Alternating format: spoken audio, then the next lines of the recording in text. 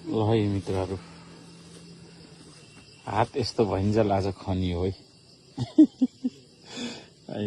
के गर्ने, यहाँभित्र खाल्डामा दिनभरि ढुङ्गा बोकियो, लास्टमा त नभएर यस्तो खालको हालतमा यहाँभित्र खनेर तल भित्रबाट जाली उठाउनु पर्ने यो काम आज सकिएन है। हातमा यस्तो माम्री उठ्यो र पनि सकिएन हौ। अब के अरे मङ्गलबार छ है फेरि। ल है मित्रहरू,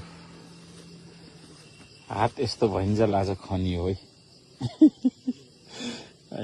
के गर्ने, यहाँभित्र खाल्डामा दिनभरि ढुङ्गा बोकियो, लास्टमा त नभएर यस्तो खालको हालतमा यहाँभित्र खनेर तल भित्रबाट जाली उठाउनु पर्ने यो काम आज सकिएन है। हातमा यस्तो माम्री उठ्यो र पनि सकिएन हौ।